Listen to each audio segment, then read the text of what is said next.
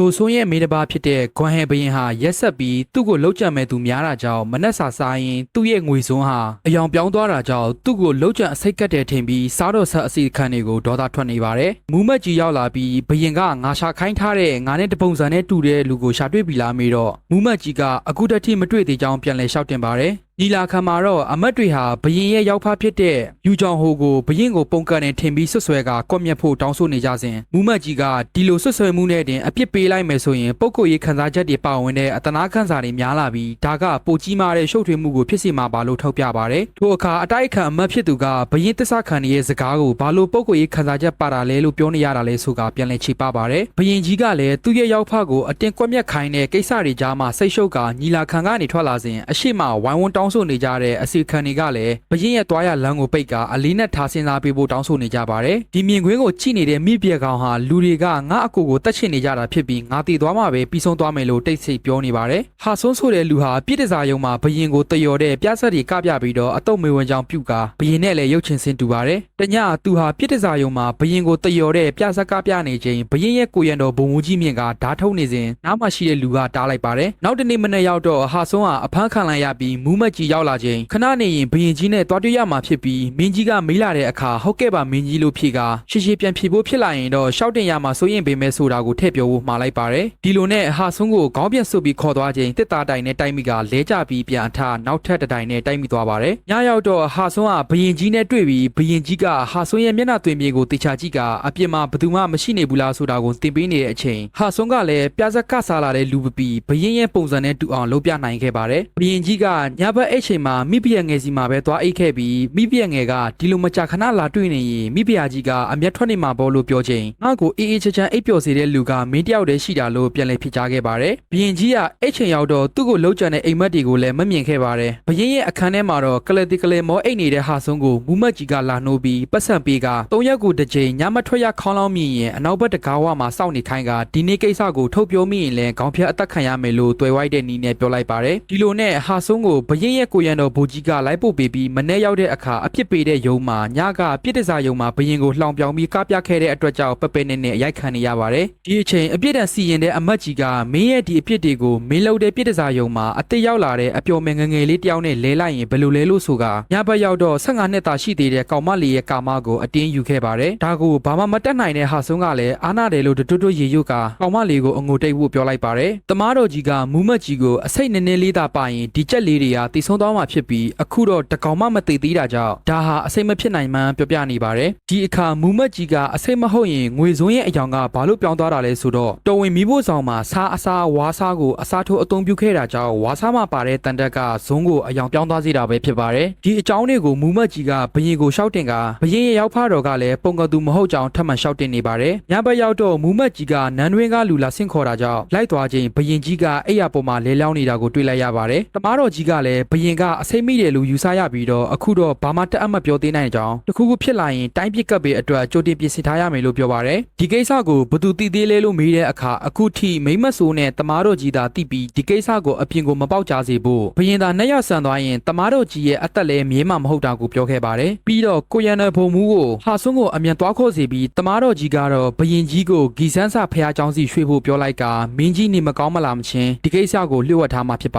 တယ်ဟာဆွန်းကိုကိုရန်တော်ဘုံမူကလာခေါ်ချိန်ပောက်ကရတွေပြောနေတာကြောင့်ဒီလောက်အရိုက်ခံထားရတာတော့မမတ်သေးဘူးလားလို့ပြောလိုက်တော့ရုံးတော်ကိုအရိုက်ခံရအောင်တိုင်ကြားတာကကိုရန်တော်ဘုံမူကြီးဖြစ်မှန်သိသွားပါတယ်နန်းတော်ကိုရောက်တဲ့အခါဘရင်ကြီးကိုလည်းမမြင်ပါလားမေးတော့မူမတ်ကြီးကဘရင်ကြီးဖျားနေတာမို့မင်းကဘရင်နေရအစားထိုးရမှာဖြစ်ပြီးဒါကတိုင်းပြည်အတွက်ဖြစ်ကငါခိုင်းတာကိုလုပ်ရမယ်လို့ပြောပါတယ်ဒါအပြင်ညန်း20ထုတ်ပေးပြီးဒီကိစ္စပြီးရင်နှစ်ဆထပ်ပေးမယ်လို့ပြောပေမဲ့အဆုံးကဒီလောက်အန်ဒီအများပြီးအသက်ကြိုရည်ရည်လေးပဲကြံမဲ့အလုပ်ကိုမလုပ်ချင်ဘူးလို့ပြောကထထွက်သွားပါတယ်ခဏအကြာပြန်ဝင်လာပြီးတိုင်းပြည်ရေးအတွက်လုပ်ပေးမယ်လို့ဆိုကညန်း20နှစ်ဆအတွက်လည်းဂတိတီဖို့ပြောလိုက်ပါတယ်ဒါကြောင့်မူမတ်ကြီးဟာမိပြက်ခေါင်ကိုအတွေ့မခံဖို့မှာပြီးဘာလို့ဆိုဘရင်နဲ့ရုပ်ချင်းစင်တူနေပါစေအတူတူအိတ်ဖူးတဲ့လူကတေချာပေါက်တိမာမုံဖြစ်ကတခုခုလိုအပ်တာရှိရင်မိမဆိုးချုပ်ကိုမေးဖို့မှာလိုက်ပါတယ်စာဟုံးဟာမိမဆိုးချုပ်ကိုခေါ်ကအိမ်သားကို2ရက်ကြာအောင်ရှာမတွေ့တာကြောင့်အလေးအရန်သွားချင်နေကြောင်းပြောနေတဲ့အချိန်အနောက်ဘက်အရက်ကအတန်တွေကြဲကြဲလလောင်ထွက်နေပါတယ်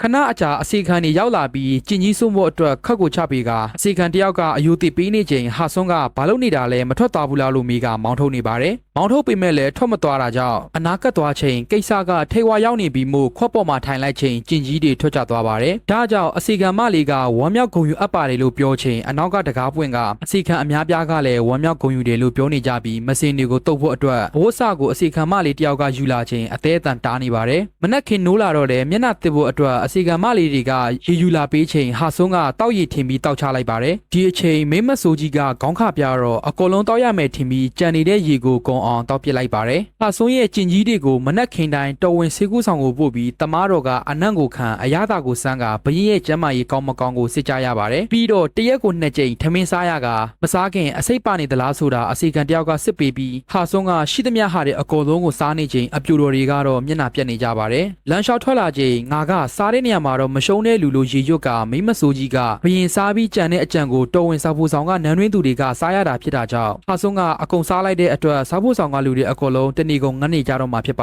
တယ်လမ်းလျှောက်ရင်ဟာဆွန်းကမိပြက်ကောင်ကြီးကိုမြင်ချိန်ခိုးကြည့်နေစဉ်မိပြက်ကောင်မြင်သွားတာကြောင့်အောက်ကိုငုံလိုက်ကပြေးထွက်သွားပါတယ်ညရောက်တော့မူမတ်ကြီးကဟာဆွန်းကိုအမတ်ကြီးရဲ့ဆန္ဒအတိုင်းသာလုပ်ပါနောက်တစ်ယောက်ကိုဝင်လာခိုင်းလိုက်ဆိုတဲ့စကားနှခုကိုတင်ပေးချိန်ဟာဆွန်းကလိုက်ပြောရင်းနဲ့ရည်နေပါတယ်ပြီးတော့မနက်ဖြတ်ညီလာခံမှာတက်ရောက်လာမယ့်မူမတ်တွေကိုပြောပြကနန်းတော်ကလေးဖက်လေးလံလုံးမှာမျက်စိနဲ့နားတွေရှိနေတာကြောင့်သတိထားပြီးညီလာခံမှာပြောရမယ့်အတန်ဒီအတန်ထားကိုလေ့ကျင့်ပေးနေပါတယ်ညီလာခံရောက်တော့အမိတ်တော်စာကိုဖတ်ဖို့ဖွင့်လိုက်ချိန်ဘာမှမရေးထားတာကြောင့်တိုင်ပတ်နေပါတယ်ဒါကြောင့်မူမတ်ကြီးကဘရင်ကလေချောင်းနာနေတာကြောင့်ဖတ်ပြလို့မရဘူးဆိုကမူမတ်ကြီးကိုယ်တိုင်ဖတ်ပြနေစဉ်ဟာဆွန်းကချောင်းနေဆိုးပြနေပါတယ်ဒီလိုနဲ့နေ့လေထမင်းစားတဲ့အချိန်ဟာဆွန်းကအစီခံမလေးတွေကိုကြည့်ကပွဲတော်အုပ်ထဲကတပွဲကိုသာစားပြီးအရသာကောင်းတာကြောင့်ဒီပွဲကိုဘသူလောက်တာလဲမေးတော့အစီခံမလေးစာဝေါ်ဆိုတဲ့လူလုံမှန်သိသွားပါတယ်ထို့နောက်ဟာဆွန်းကကြံတဲ့ဟာတွေအကောလုံးကိုတင်ခိုင်းလိုက်တာကြောင့်အစီခံမလေးတွေကကြောင်ကြည့်ကမိမဆိုးကြီးကလည်းပြုံးပြလိုက်ပါတယ်အစီခံမလေးတွေကစားဖို့ကြောင်မှာဘရင်ကြီးတင်ခိုင်းထားတဲ့ဟာတွေကိုစားရင်ပျော်နေကြကဘရင်ကြီးကပြောင်းလဲလာတယ်လို့ပြောနေကြပါတယ်မူမတ်ကြီးကဘရင်ကြီးရှိတဲ့နေရာကိုလာပြီးတမားတော်ကိုမေးကြည့်ချိန်တမားတော်ကြီးကဘရင်ကအချင်းနေတော့ကောင်းလာပြီးအစိမ့်မိတာမဟုတ်ပဲဆေးမှုနေတယ်ထင်တယ်လို့ပြန်ပြောလိုက်ပါတယ်တစ်ဖက်မှာတော့အတိုက်ခံမူမတ်ကြီးကဘရင်ကြီးရဲ့ပုံစံတွေကမူမမှန်တာကိုသတိထားမိပြီးသူတို့ခိုးပြီးစိုက်ထားတဲ့ဘိန်းခင်းကိုတဲလွန်စားဘာမှမကြက်အောင်မိရှို့ခိုင်းလိုက်ပါတယ်ပါဆုံးကအတိုက်ခံမူမတ်တွေနဲ့တယောက်ချင်းဆွေးနွေးရင်သူတို့ရဲ့တည်သွင်းမှုတွေကိုတစိမ့်တုံထုပေးကအမတ်ကြီးရဲ့ဆန္ဒအတိုင်းသာလုပ်ပါလို့ပြောနေပါတယ်ညရောက်တော့ထိုအစီရင်ခံစာတွေကိုကြည့်ရင်မူမတ်ကြီးကတပြေးညီမြေအခွန်ဥပဒေကျမ်းတင်သွင်းမှုကိုဖျက်သိမ်းဖို့နဲ့ယူကြောင်ဟိုကိုစစ်စစ်မင်းမြန်ဖို့ခွင့်ပြုချက်ကိုခွင့်ပြုလိုက်တာကြောင့်စိတ်တိုနေချိန်ဟာဆွန်းကမျက်နှာငယ်လေးနဲ့အမတ်ကြီးတွေဘာပဲပြောအမတ်ကြီးရဲ့ဆန္ဒအတိုင်းသာလုပ်ပါလို့သာပြန်ပြောလိုက်တာဖြစ်ပါတယ်မူမတ်ကြီးထွက်သွားချိန်မိမဆိုးကြီးကတိုင်းရေးပြည်ကိစ္စတွေကိုဖတ်လို့ရတဲ့နေရာစီလိုက်ပို့ပေးကဟာဆွန်းကညာလုံးပေါက်ဖက်ပြီးမနေ့ရောက်တော့မူမတ်ကြီးနေတဲ့နေရာစီကိုသွားကမြေခွန်ကိစ္စတွေကိုပြောရင်မူမတ်ကြီးကဒီလိုအစီခံနေရာကိုဘရင်ကြီးကိုယ်တိုင်လာယူထုံးစံမရှိကြောင်ပြောပြီးအတင်းပြန်ခိုင်းလိုက်ပါတယ်ဒါကြောင့်အတိုက်ခံအမတ်ကြီးတွေကလည်းမူမတ်ကြီးကိုတေချာလေးစောင့်ကြည့်ထားဖို့သူ့လူတွေကိုလွှတ်လိုက်ပါတယ်ညဘက်ရောက်တော့အစီခံမလေးတယောက်ကညလေစာမုံယူလာပေးချိန်ဟာဆွန်းကထိုမင်းကလေးရဲ့အသက်ကိုမေးကြည့်ကဘာလို့ဒီကိုရောက်လာခဲ့တာလဲဆိုတော့စာဝိုးဆိုတဲ့မင်းကလေးကမတရားအနိုင်ကျင့်ခံရပြီးအမေနဲ့မောင်လေးကကျွန်အဖြစ်ရောင်းစားခံရကအဖေကထောင်ထဲမှာပဲအသက်ခံလိုက်ရကြောင်းပြောပြနေပါတယ်ဒါကိုတနာသွားတဲ့ဟာဆွန်းကကောင်မလေးရဲ့အမေကိုရှာပေးဖို့ကတိပေးလိုက်ပါတယ်ညီလာခံနေ့ရောက်တော့ဟာဆွန်းကတပြေးညီမြေခွန်ဥပဒေကိုအကောင့်ထဲဖော်ဖို့ပြောက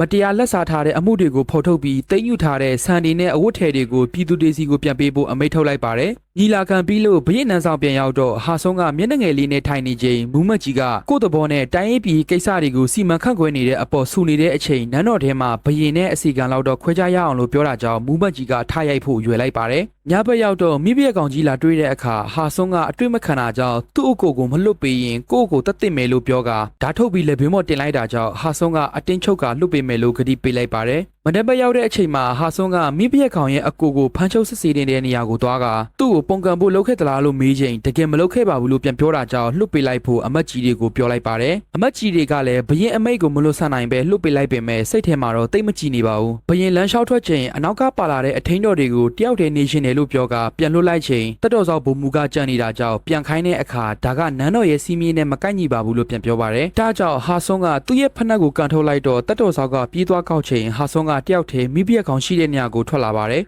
ရောက်တဲ့အခါဟာဆွန်းကမျက်ခွက်ပြောင်လာပြီးမိဖုရားကောင်ကိုပျော်ရွှင်အောင်လုပ်ပေးခြင်းပြီးမယီမပြုံးဖြစ်နေတဲ့မိဖုရားကောင်ကိုပြုံးပြဖို့ပြောတာကြောင့်ပြုံးပြကထွက်သွားလိုက်ပါတယ်ဒီ ဒီအချိန်တတ်တော်စောက်ကြီးရောက်လာကဘရင်ကိုဖက်နှက်စီးပေးနေချိန်ဘရင်ရဲ့လက်ကကြမ်းတမ်းနေတာကိုသတိထားမိသွားပါတယ်ညရောက်တော့တတ်တော်စောက်ကြီးကမိမဆိုးကြီးကိုဒီအကြောင်းပြောပြတော့မိမဆိုးကြီးကအတွေးမလွန်ဖို့သတိပေးလိုက်ပါတယ်ဒါကြောင့်မိမဆိုးကြီးကမူမတ်ကြီးကိုဘရင်အစားထိုးထားတဲ့ကိစ္စကိုကိုရန်တော်တတ်တော်စောက်ကြီးကရိမ့်မိနေတာဖြစ်ပြီးပြောပြလိုက်ရမလားလို့ပြောတော့ကိုရန်တော်တတ်တော်စောက်ကြီးကဖြောင်းမတဲ့နေရာမှာနှစ်ယောက်မရှိတာမို့သူ့ကိုအတိမပေးသင့်ဖို့မှာလိုက်ပါတယ်စာဝေါ်ဆိုတဲ့အစီကံမလီယာမိဖက်ကောင်စီတွားပြီးဟာဆွန်းပေးခိုင်းထားတဲ့မုတ်ကိုပေးကစကားတချို့ကိုပါလိုက်ပါတယ်ဟာဆွန်းစီကိုတော့မူမတ်ကြီးရောက်လာကမိဖက်ကောင်ရဲ့အကူကိုလှုပ်ပေးလိုက်တာကြောင့်လာဆူနေတာဖြစ်ပါတယ်ဒီအချိန်ညလေစာမုတ်လာပေးတဲ့အပြိုတော်ရောက်လာတာကြောင့်နှစ်ယောက်သားနေရအမြန်လဲလိုက်ပါတယ်နေရလဲပြီးချိန်မှာမှားနေတာကြောင့်နှစ်ယောက်သားနေရပြန်လဲကမုတ်တွေလာချချိန်ဟာဆွန်းကမူမတ်ကြီးကိုတခုကျွေးလိုက်ပါတယ်မူမတ်ကြီးကဟိုဘက်လှည့်ပြီးစားတော့မဲ့အချိန်မှာမူမတ်ကြီးပြန်တော့မယ်ဖြစ်ကြောင်းပြောလိုက်ကအစီကံမလေးအရှိမပညာပေးလိုက်တာကြောင့်ရှက်ရှက်နဲ့မုတ်ကိုသိန်းကပြန်လိုက်ရပါတယ်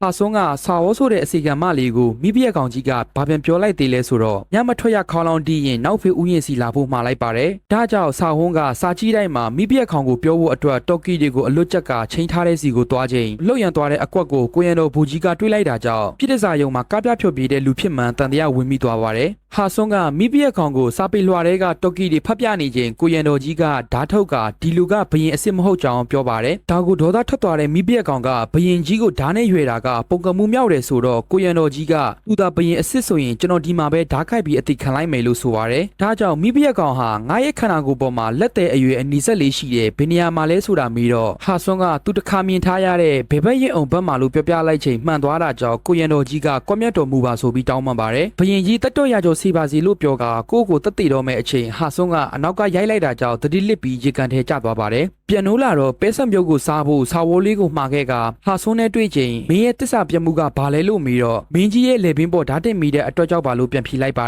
်ဒါကိုမှားတယ်လို့ဟာဆွန်းကပြောကဘရင်တက်တော်ဆောင်အနေနဲ့ကိုသဘောကျတဲ့ဓာတ်ကိုကိုက်ပြီးတင်မယ်လို့ပြောတာကမင်းရဲ့အမှားဖြစ်ပြီးမင်းအသက်ရှင်မှငါအသက်ရှင်မယ်လို့ပြောကဓာတ်ကိုကံပေးပြီးထွက်သွားလိုက်ပါတယ်ဒါကိုဝမ်းနဲ့သွားတဲ့တက်တော်ဆောင်ကလည်းငွေရင်းနဲ့ကြံနေခဲ့ပါတယ်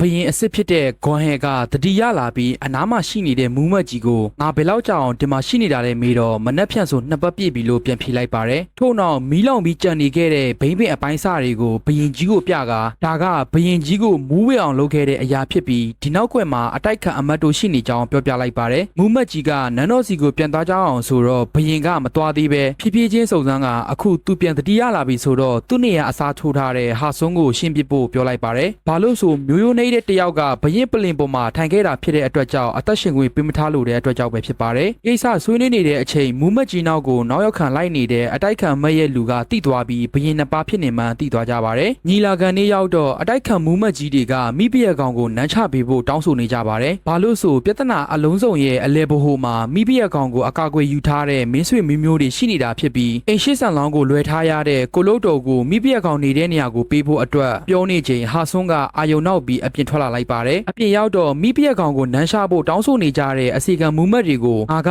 မိဖက်ကောင်ကြီးကိုမင်းတို့လိုအနောက်ပိုင်းအုပ်စုကလူမဟုတ်တဲ့အကြောင်းရင်းကြောင့်နန်းချရမယ်ဆိုရင်ငါကိုတော်ကလည်းအနောက်ပိုင်းအုပ်စုကလူမဟုတ်တဲ့အတွက်ကြောင့်ငါကိုလည်းအတူနန်းချလိုက်ပါလို့ဆိုလိုက်ပါတယ်ဒါကြောင့်အရှိမလာပိတ်နေကြတဲ့အစီခံတွေရဲ့ကြောကိုနင်းကမိဖက်ကောင်စီကိုသွားပြီးလက်ဆွဲပြေးသွားပါတယ်ပြင်းနဲ့ဥယျာဉ်အရောက်မှာအနောက်ကလိုက်လာတဲ့ကိုရန်တော်ကိုဘသူမှဝင်မလာနိုင်အောင်အပေါက်ဝမှာစောက်ခိုင်းခဲ့ပါတယ်မိဖက်ကောင်ကဟာဆွန်းကိုအရင်ကမရှိတဲ့တနာကျင်နာစိတ်တွေကဘယ်ကပေါ်လာတာလဲဆိုတော့ဟာဆွန်းကငါပေးခဲ့တဲ့ဂတိအတိုင်းတသက်လုံးမိဖုရားဘီနာမှာနေပေးပြီးလောကကြီးအဆုံးသတ်သွားတဲ့အထိတွေ့ထားတဲ့လက်ကိုမလွတ်ပါဘူးလို့ပြန်ပြောလိုက်ပါတယ်ညဘက်ရောက်တော့အတိုက်ခံအမတ်တွေလွတ်ထားတဲ့လူရဲ့သတင်းပေးချက်အရဘရင်ကနှစ်ယောက်ဖြစ်နေတယ်ဆိုတာသိသွားကြပါတယ်မိဖုရားကောင်ကြီးကလည်းသူကြားထားတဲ့ကောလာဟာလာအရာဘရင်ကြီးကအစ်စ်မဟုတ်ကြောင်စမ်းဖို့အတွက်ဘရင်ကြီးကိုသူ့နန်းဆောင်စီဆင့်ခေါ်ကညအိတ်စီခဲ့ပါတယ်ဘရင်ရဲ့ငကားဝတ်ယုံကိုအတင်းချွတ်လိုက်ချိန်ဘယ်ဘက်ရင်အောင်မှာအမာယုံမရှိတာကြောင့်ဘရင်အစ်စ်မဟုတ်မှန်သိသွားပြီးဒီကနေအမြန်ထွက်သွားပြီးဖို့မှားလိုက်ကဘရင်ကြီးပြန်လာရင်နင်းလဲအသက်ခံရမှာဖြစ်ပြီးငါလည်းနန်းချခံရမယ်လို့ပြောလိုက်ပါတယ်အခြေအနေမကောင်းတော့တာမို့မူမတ်ကြီးက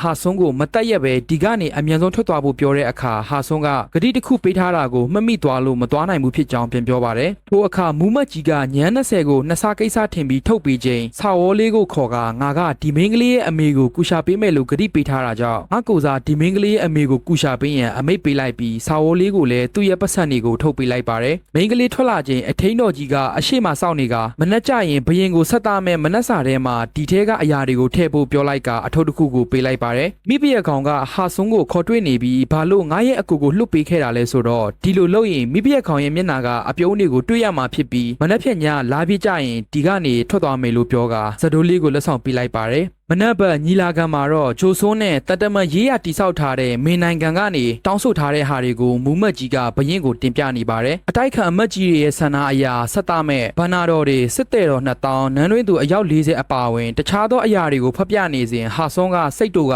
ဒီနိုင်ငံကဘသူနိုင်ငံလဲလို့ပြောကမင်းအေဂရစ်ကိုဒီလောက်တော့သဘောကျနေရင်တိုင်းပြည်တစ်ခုလုံးကိုတွားဆက်တလိုက်ဆိုပြီးရွဲ့ပါတယ်ပြီးတော့ငါပြည်သူ2000ကိုတည်တင်းတဲမပို့ပဲငါကဘရင်ဆိုရင်လူရက်ပြီးခိုးယူပြီးတောင်းရစားတောင်းရမယ်ဆိုရင်တော့သူတို့တွေကိုကယ်တင်ရလိမ့်မယ်လို့ပြောပါတယ်ဘရင်ကိုထမင်းဆက်သားနေစဉ်ဆာဝေါ်လေးဟာသူကိုယ်တိုင်အစိတ်ထည့်ထားတဲ့ဟာကိုစားကငိုရင်းနဲ့ခဏအကြာမှာသွေးတဲ့အန်ကျလာပါတယ်ဟာဆွန်းကလည်းခြီပြီးတမားတော်ဆောင်ကိုတွားခဲ့ပေမဲ့ဆာဝေါ်လေးဟာတည်သွားပြီပဲဖြစ်ပါတယ်ဟာဆွန်းပြတ်ထွက်လာခြင်းကိုလိပ်ပြကိုမလုံနဲ့အထိန်တော်ကလည်းသူကတက်မှုခိုင်လို့လောက်ရတာဖြစ်ပြီးဒီလိုမလုပ်ရင်သူအသက်ခံရမယ်လို့တောင်းပန်ပြီးပြောပါတယ်ဒါကြောင့်ဟာဆွန်းကတက်မှုကိုဖမ်းကမင်းကအစိတ်ခတ်ခိုင်းတာလားမေးတော့မဟုတ်ဘူးလို့ဖြေတာကြောင့်ညှဉ်းပန်းနှိပ်စက်နေပါတယ်တစ်ဖက်မှာတော့ကာကွယ်အမတ်ကြီးစီကိုအတိုက်ခံအမတ်တွေရောက်လာကဘရင်ကြီးကအတုဖြစ်ပြီးဘယ်ဘက်ရင်ဘက်မှာမြားတန်ရမရှိကြောင်းပြောပါတယ်တက်တဲ့အနေနဲ့အစီကံအပြိုတော်ကအတီးပြုတ်ပေးတာကြောင့်နန်းတွင်းကာကွယ်တက်တစ်ခုလုံးဟာနန်းတွင်းစီကိုခြိတက်လာကြပြီပဲဖြစ်ပါတယ်ဟာဆိုးနဲ့မူမတ်ကြီးကစကားပြောခဲ့ကြပြီးမူမတ်ကြီးကဆာဝေါ်အတွက်လက်စာချစ်ချင်းနေဆိုရင်ပြည်သူတွေရဲ့သွေးနဲ့ချွေးကိုစုပ်ယူနေတဲ့အဲ့လူတွေကိုခွင့်မလွတ်နိုင်ဘူးဆိုရင်မင်းသားဘရင်တယောက်ဖြစ်ချင်နေဆိုရင်မင်းဆန္ဒပြင်းမြောက်အောင်ငါလုပ်ပေးနိုင်တယ်လို့ဆိုပါတယ်ဒီအချိန်ဟာဆွန်းကဘရင်ဖြစ်ချင်ပေမဲ့ငါအသက်ရှင်ဖို့အတွက်သူများကိုတတ်ဖို့လိုအပ်ပြီးအဲ့အတွက်တစုံတယောက်ကတေးရမယ်ဆိုရင်တော့ငါမကြိုက်ဘူးလို့ပြန်ပြောပါတယ်ဘရင်ရဲ့နန်းဆောင်အရှိကိုအတိုက်ခံအမတ်တွေနဲ့အတူတော်ဝင်တက်တွေရောက်လာပြီးဘရင်ထွက်လာချိန်ဘရင်ကိုဓားတွေနဲ့ရွေထားလိုက်ပါတယ်အဲ့အခါအတိုက်ခံအမတ်ကအကယ်၍ခမားသာဘရင်အစ်စ်ဆိုရင်ဘယ်ဘက်ရင်အောင်မှာမြားမှန်ထားတဲ့အမာရွရှိရမှာဖြစ်ပြီးအဝတ်စားကိုချွတ်ပြခိုင်းလိုက်ပါတယ်ဘရင်ကလည်းအဝတ်ကိုချွတ်ပြလိုက်ချိန်တကယ်ပဲဘရင်ရဲ့ဘယ်ဘက်ရင်အောင်မှာအမာရွရှိနေပါတယ်တကယ်တော့ဘရင်အစ်စ်ကပြန်ရောက်နေတာဖြစ်ပြီးလောက်ကြံခိုင်းထားတဲ့အဖွဲကလည်းဘရင်ကြီးကိုသွားရှာတဲ့နေရာမှာမတွေ့ခဲ့ပါဘူးဒါကြောင့်တစ္ဆာဖောက်တွေဖြစ်ကြတဲ့အတိုက်ခံမူမတ်တွေကိုချက်ချင်းဖမ်းဆီးလိုက်ပါတယ်တစ်ဖက်မှာတော့ကိုရန်တော်တက်မှုကဟာဆွန်းကိုလွတ်ဖို့အတွက်လမ်းပြခဲ့ပြီးအနောက်ကရောက်လာမဲ့ဘရင်ခိုင်းထားတဲ့အဖွဲကိုစောင့်နေပါတယ်ဘရင်ကြီးကသူ့နေရာအစားထိုးထားတဲ့ဟာဆွန်းကိုတတ်ခိုင်းလိုက်တာဖြစ်ပြီးရောက်လာချိန်ကိုရန်တော်တက်မှုနဲ့တွေ့တာကြောင့်ဒါကမင်းကြီးရဲ့အမေအရာလောက်တာမို့ဖယ်ပေးဖို့ပြောတော့သူကဘရင်အတုဖြစ်နေပါစေငါအတွက်တော့ဘရင်အစ်စ်ပဲလို့ပြောကတိုက်ခိုက်ကြပါတယ်တိုက်ခိုက်ရင်နဲ့ကိုရန်တော်တက်မှုကအရေးတာပေမဲ့လည်းတယောက်တည်းဖြစ်တာကြောင့်နောက်ဆုံးမှာဓာတ်တရံနဲ့တီခါနီးဖြစ်သွားပါတယ်တစ်ဖက်တစ်ဖွဲကလည်းအကုန်တည်သွားချိန်ဟာဆွန်းရောက်လာတဲ့အတွက်ကြောင့်ခြေထောက်ကိုကန်ရင်ခစားကတည်ဆုံးသွားပါတယ်ဟာဆွန်းကလည်းတင်းနေရာကိုထွက်ဖို့လှေစီးနေတဲ့အခါသူ့ကိုလာကြည့်တဲ့မူမတ်ကြီးကိုတွေ့တာကြောင့်ထလာစဉ်မူမတ်ကြီးကခေါင်းငုံအယူတည်ပေးခဲ့ကနှစ်ယောက်သာအပြုံးနေနဲ့အပြန်လည်နှုတ်ဆက်ခဲ့ကြပါတယ်